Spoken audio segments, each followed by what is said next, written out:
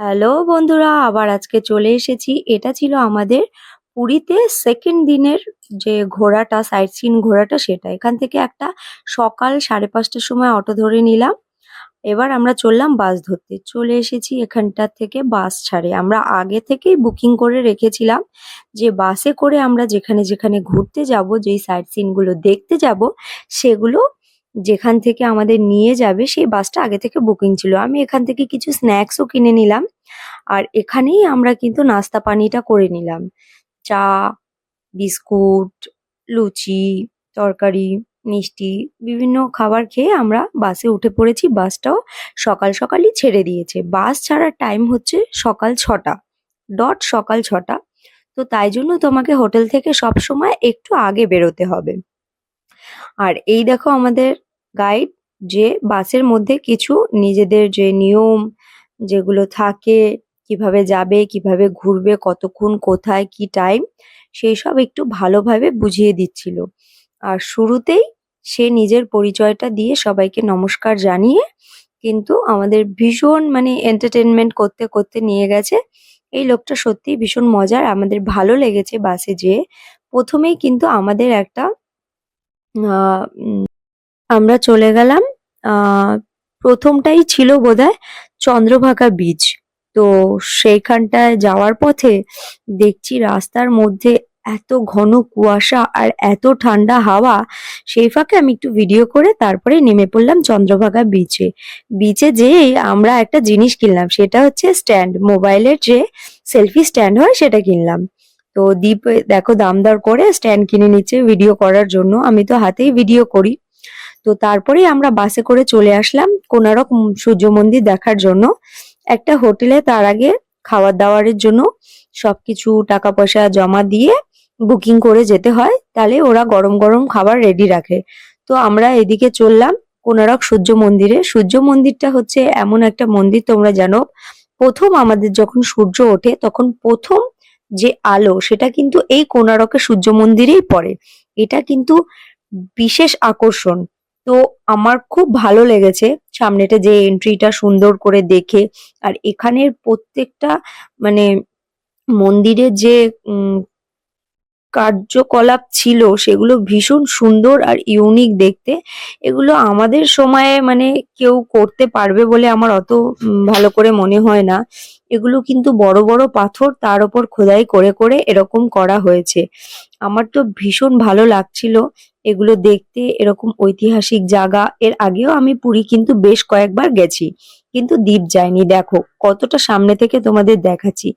দেখো কতটা নিখুঁত ভাবে এগুলো হাতের কাজ করা হয়েছে, কিভাবে খোদাই করে করে জিনিসগুলো করা হয়েছে, এর কার্যকলাপ কতটা সুন্দর, কতটা নিখুঁত।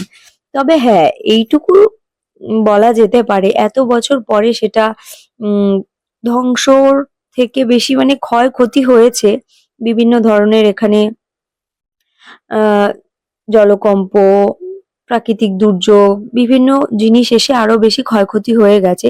তো যেইটুকু আছে এখন সেইটুকুই আর কি ঠিকঠাক ভাবে রাখার আর কি চেষ্টা এরা করছে।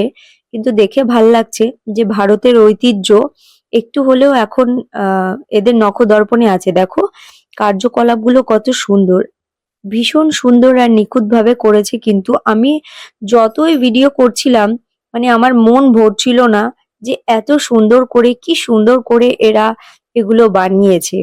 তো এখনকার তো সেই সময়টা নেই। তারপরেই আমরা কোনারকের সূর্য মন্দির দেখে চলে আসলাম হোটেলে। গরম গরম ভাত, সবজি, আলু ভাজা, স্যালাড সবকিছু গরম গরম খেয়ে এখানে চলে আসলাম জ্যোতির্লিঙ্গ দেখতে। জ্যোতির্লিঙ্গটা দেখো দূর থেকে আমি দেখিয়ে দিচ্ছি, কারণ ভেতরে একদমই ফোন অ্যালাউ নেই। তাই জন্য এটা হচ্ছে আমাদের যতগুলো জ্যোতির্লিঙ্গ আছে তার মধ্যে একটা বিশেষতম জ্যোতির্লিঙ্গ। তারপরেই চলে আসলাম এদিকে উদয়গিরি খণ্ডগিরি পাহাড়ের সন্ধানে। তো এখানে উদয়গিরি পাহাড়ে প্রথমে আমরা উঠবো। তো আমার বর কখনোই যেহেতু এখানে আসেনি, কিন্তু আমার রাস্তাটা চেনা, কোথায় কি আছে না আছে সবকিছু আমি জানি। তাই জন্য আমি ওকে নিয়ে গেলাম। আগে যখন এসেছিলাম তখন কিন্তু এরকম ছিল না। তখন তোমাকে পাহাড়ে যেভাবে খণ্ডগুলো থাকে, পাহাড়ের টুকরোগুলো থাকে, সেরম ভাবেই উঠতে হতো। কিন্তু এখন ওই যে বললাম, এখানে এখন সব আলাদা করে দিয়েছে, সব সুন্দর করে পাহাড়ের ধাপ কেটেছে, যাতে নামাও যায় ওঠাও যায় ভালোভাবে, সেরকম কোনো কিছু করে দিয়েছে। তাই এই জায়গাটা দেখতে আমার ভীষণ ভালো লাগছিল। পাহাড়ের নিচটা পুরো একদম দেখো কত সুন্দরভাবে দেখা যাচ্ছে। এগুলো কিন্তু পাহাড়ের নিচেই আমরা রয়েছি, গুহা যাকে বলে সেই গুহাতেই আমরা এখন রয়েছি। তো এখানে এসে দ্বীপ যেরকম যোগীরা ধ্যান করতো, সন্ন্যাসীরা ধ্যান করতো, তো সেরকম ভাবে বসে পড়লো। ফাইনালি এটা ছিল ওর একটা ইয়ার্কি, তো সেটা করে নিল। এবার আমরা এই গুহার ভেতরে, তো ও একটু শিব বাবার মতো বসে ধ্যান করতে শুরু করলো। দেখো ভণ্ড সাধু, আর কিছুই না। এবার আমাদের এদিক থেকে বেরিয়ে ফাইনালি ও কিন্তু এই জায়গাটা থেকে বেরিয়ে এসেছে। যা করছিল তা দেখে মনে হচ্ছিল লোকে ওকে পিটাবে, কিন্তু কি করব, কিছু করার নেই। তো ওকে সব ঘুরিয়ে ঘুরিয়ে দেখাচ্ছিলাম, দেখো ওইটা হচ্ছে খণ্ডগিরি, আর তুমি যেখানে রয়েছো সেটা হচ্ছে উদয়গিরি। এই প্রত্যেকটা খোপ গুলোতে আগে যে সন্ন্যাসীরা ছিল তারা কিন্তু এখানটায় ধ্যান করতো। তারপরে আমরা চলে গেলাম একটু নিচের দিকে। তো সেদিকে যেতে যেতে এই যে এই ফুল গাছটা, আমি যখন এসেছিলাম তখনও ভীষণ সুন্দর ছিল, আরো বেশি ফুল গাছ ছিল। এখন একটু ওদিক থেকে রাস্তা করে আরো সুন্দর করে দিয়েছে, মানুষ যাতে সেলফি টেলফি তুলতে পারে, এখানটা একটু সময় কাটাতে পারে। তো তার জন্য যতই আমি এদিকে যাচ্ছিলাম, এখানে কিন্তু কাজু গাছ ভর্তি। দেখো ওর সাথে আমি একটু সুন্দরভাবে সেলফি তুলে নিলাম, একটু ভিডিও করে নিলাম। ওর তো জায়গাটা ভীষণ পছন্দ হচ্ছে, আর আমারও যে অপছন্দ সেটা না। প্রচন্ড গরম আর রোদ এখানে, আর পাহাড়ে উঠতে তো কষ্ট হবেই বলো, তাই জন্য কষ্ট হচ্ছিল। দেখো পাহাড় থেকে আমি ওর জন্য একটা সুন্দর ফুল নিয়ে এসেছি, যেটা ও আমার মাথায় গুজে দিয়েছিল, আমিও ওর হাতে দিলাম। তো এখানে কিছু ছোলাও আমরা নিয়ে এসেছিলাম, যেগুলো এই হনুমানগুলোকে দেওয়ার জন্য। ওদেরকে দীপ দিয়ে দিল, ওর একটুও ভয় করলো না, কিন্তু আমার খুব ভয় করছিল। তাই জন্য ওখান থেকে দিয়ে এবার আমরা নেমে যাব। আমরা এবার নেমে যাচ্ছি খণ্ডগিরি পর্বতে। উদয়গিরিটা ঘোরা হয়ে গেছে, তো এখন আমরা যাব খণ্ডগিরিতে। তাই জন্য তোমাদের একটু দেখিয়ে দিই, দেখো কতটা উঁচু। তো এখান থেকে আমরা এখন নেমে যাচ্ছি। নেমে আমরা উদয়গিরির পাশেই কিন্তু খণ্ডগিরি পর্বত দেখিয়ে দিই। ওই দেখো ওখানে মন্দির মতো ছিল, ওটাই ছিল খণ্ডগিরি পর্বত। এটার থেকে ওর উচ্চতাটা কিন্তু অনেক বেশি, আর অনেক বেশি কষ্টও হয় উঠতে। আমরা কিন্তু এখানে খণ্ডগিরিতে ওঠার জন্য প্রস্তুত হয়ে গেছি, আর খণ্ডগিরিতে উঠছি। ওঠার পুরো ভিডিওটা তোমাদের আমি দিতে পারবো না, কারণ খুব কষ্ট হচ্ছিল। এই ভিডিও আমি পুরোটা করিনি, যথেষ্ট উঠে গেছি আমি ওপরে। তো সেইখান থেকে আর কি ভিডিওটা একটু করে নিচ্ছি। ভীষণ গরম, ভীষণ কষ্ট হচ্ছে। তোমরা ভিডিওতে অতটা বুঝতে পারবে না, কিন্তু আমি তো উঠছিলাম, তার মধ্যে মুখে যে বলাটা সেটাও শুনতে পারবে না, গলার ভয়েস আমার কমে গেছে। তো এখন আমি মন্দিরের ওপরে উঠে যাচ্ছি। এটা হচ্ছে যেই ধাপটা, সেটা হচ্ছে মন্দিরের 50%। এখনো কিন্তু 50% ওঠা বাকি, আর সেটা হচ্ছে ভীষণ মানে হয় না একটু পাহাড়ের সেই খণ্ডগুলো, যেগুলোতে কোনো ধাপ বা ইয়ে কাটা যায়নি, ওখানে যদি কেউ হিল টিল পড়ে যায় তাহলে কিন্তু অসুবিধা। আমরা শু পরে গেছিলাম, একটু প্রবলেম হয়েছিল, বাট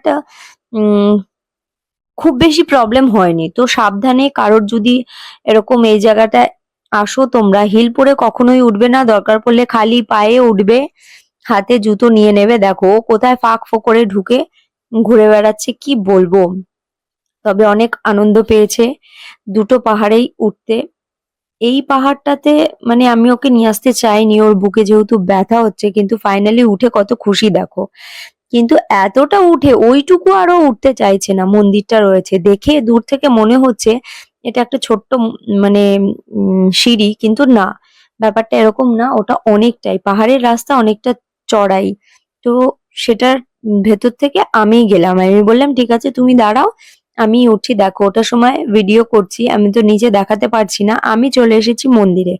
ফাইনালি আমি খণ্ডগিরির মন্দিরে চলে এসেছি। মন্দিরটা আমি এর আগে যখন এসেছিলাম ভীষণ ভাঙা ছিল, সাইডে কোনো রেলিংও ছিল না, কিন্তু এখন আমি দেখতে পাচ্ছি খুব সুন্দর করে মন্দির করা রয়েছে।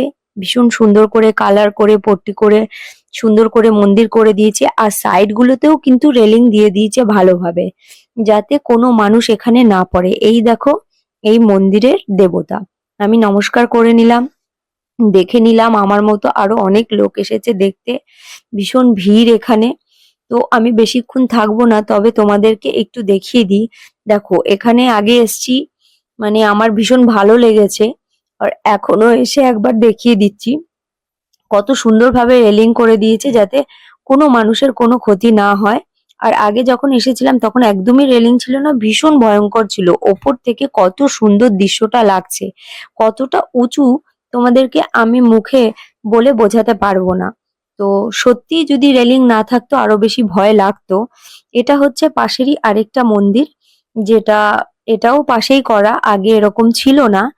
আগে এমনি ছোট ছোট পাথর ছিল, এরম ভাবে মূর্তি ছিল না। ফাইনালি আমাদের ঘোরা হয়ে গেছে উদয়গিরি আর খণ্ডগিরি। এইবার আমরা যাব বাড়ি।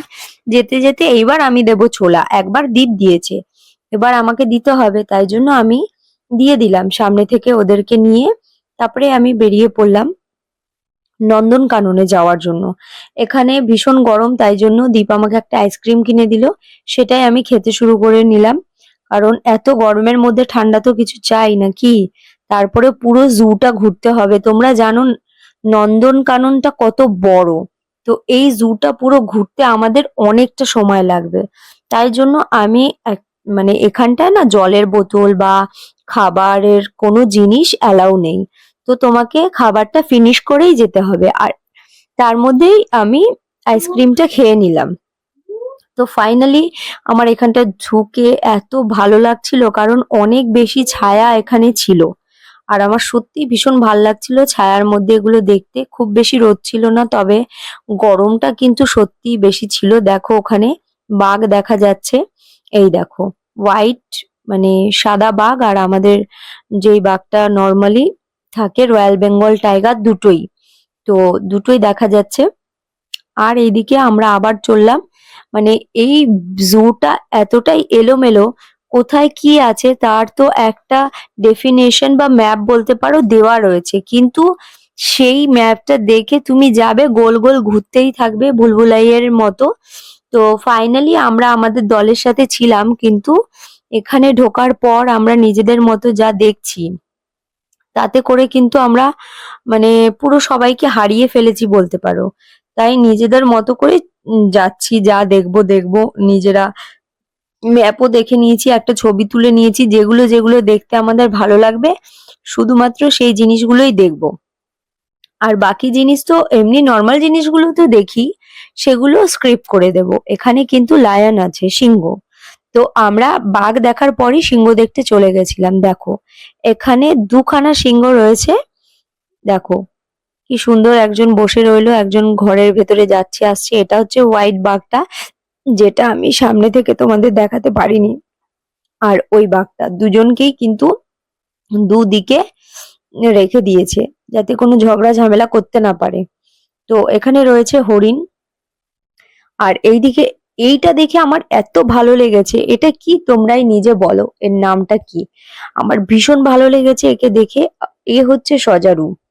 আ এইটা হচ্ছে ওইটা যেটা আমার দেখে সবথেকে ভালো লেগেছে। দেখো ও এত লোক, এত ভিড় ওকে দেখে, তাও ও কিন্তু ভয় পাচ্ছে না। ওকে ডাকলেই ও চলে আসছে আর লাফালাফি করছে। মনে হচ্ছে আনন্দ তো আমরা পাইনি, আসল আনন্দ ও পেয়েছে আমাদেরকে দেখে কাচের ওপার থেকে। দেখো আমি ওর সাথে এরকম দাঁড়ানো অবস্থায় একটু সেলফি তুলে নিলাম। তারপরেই ও চলে গেল, আমিও ওকে দেখে ওখান থেকে বেরিয়ে আসলাম। বেরিয়ে এসে রাস্তা থেকে হাঁটছি, ভালো করে দেখছি আর কোথায় কোথায় দেখা যায় দেখো। তারপরে আমি এখানে যাব বলে দীপকে বললাম, না আমি ডাইনোসর দেখতে যাব। তো তোমরা জানো যে ডাইনোসর এখন আর নেই, অনেক কয়েকশো বছর হয়ে গেছে যে সেগুলো লুপ্ত হয়ে গেছে। তো এখানটা আর্টিফিশিয়াল ভাবে বানিয়েছে, আর ভেতরে বিভিন্ন ধরনের সাপ, তারপরে কুমির, গিরগিটি, কচ্ছপ, তো বিভিন্ন ধরনের জিনিস এখানটায় রাখা রয়েছে। তো আমি তারই এক একটা করে ছোট ছোট ক্লিপ দিলাম। এখানে যদি বাচ্চারা যায় অনেক কিছু দেখতে পারবে। আর বেশিরভাগ জিনিস তো নষ্ট হয়ে গেছে সুনামিতে। তোমরা জানো প্রায় 10 10 বছর থেকে 12-13 বছর মতো হবে এর মধ্যে একটা উড়িষ্যাতে ভীষণ বড় জলকম্প হয়েছিল, যার জন্য প্রচুর পশু পাখির ক্ষয়ক্ষতি হয়েছে, তারা মারা গেছে। তো তারা মারা যাওয়ার পর এই কটা জিনিসই রয়েছে, বাকি অনেক জিনিসই মারা গেছে। এই দেখো, সবার মধ্যে থেকে আমার এই কচ্ছপটাকে না ভীষণ ভালো লেগেছে। এটা ছিল হলুদ কালারের। আর এই দেখো ভেতর দিয়ে কচ্ছপটা যাচ্ছে, কি সুন্দর। এরম ভাবেই হয়তো ক্যামেরাম্যানরা ক্যামেরা করে, বইগুলো বানায়, কাজ থাকে, ওরা বাইরে থেকে ভিডিও করে, জানি না কি করে করে। বাট আমার ওর এই যে এরম ভাবে ও কিভাবে যে সত্যি সত্যি জলের নিচে সাঁতার কাটে, সেটা আমার চোখের সামনে দেখে ভীষণ ভাল লাগছিল। তাই আমি বেশ খানিকটা টাইম ওর সাথে কাটালাম, আমি ভিডিও করছিলাম, আমার ভীষণ ভালো লাগছিল। ও কিন্তু চলে গেল ওই হলুদ কালারের কচ্ছপটার কাছে। তারপরে আমি বেরিয়ে আসলাম, এতক্ষণে আমার মুখ লাল হয়ে গেছে, দেখো ট্যান পড়ে।